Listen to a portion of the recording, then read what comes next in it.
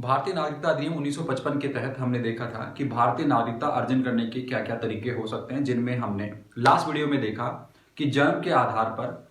भारतीय नागरिकता कैसे प्राप्त की जाती है। आज हम बात करते हैं कि वंश के आधार पर मतलब बाई डिसेंट भारतीय नागरिकता प्राप्त करने के क्या तरीके हैं। देखिए, इसमें अब तक 3 तरह के प्रोविजन किए जा चुके हैं। प्रारंभ के दिनों में पहला प्रोविजन आया कि अगर किसी व्यक्ति का जन्म भारत के बाहर हुआ हो और वह जन्म की तारीख 26 जनवरी 1950 या 26 जनवरी 1950 से लेकर 10 दिसंबर 1992 के बीच में है, तो वह भारत का नागरिक समझा जाएगा यदि उसके पिता भारतीय हैं। माता किसी भी मुल्क की हो, कोई फर्क नहीं पड़ेगा। उसके बाद में क्या हुआ कि भारत में जेंडर इक्वलिटी का रूल आया, और जेंडर इक्वलिटी का जब रूल आया तो उसके बाद में एक नया प्रोविजन किया गया कि अगर किसी बच्चे का जन्म भारतीय क्षेत्र से मतलब भारत के बाहर कहीं पर हुआ है, तारीख याद रखना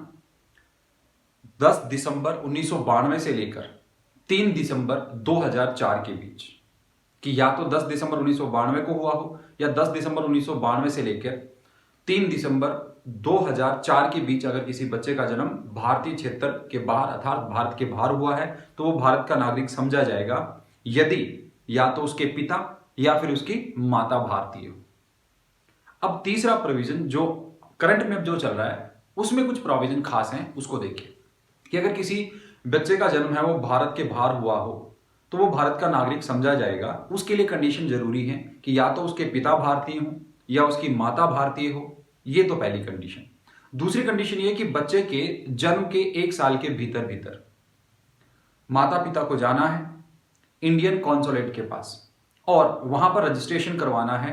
अंडरटेकिंग करते हुए कि इस बच्चे का पासपोर्ट किसी अन्य राष्ट्र का नहीं बना हुआ है, ये हमारा बच्चा है, हम भारत के नागरिक हैं, तो इसे भी भारतीय नागरिकता प्रदान की जाए। तो बाई डिसेंट भारतीय नागरिकता प्राप्त करने के प्रोविजन है वो भारत नागरिकता अधिनियम 1955 के तहत किए गए हैं, जो सेक्शन 4 के अंतर्गत आते हैं। मैं उम्मीद करता हूं बाई डिसेंट इंडियन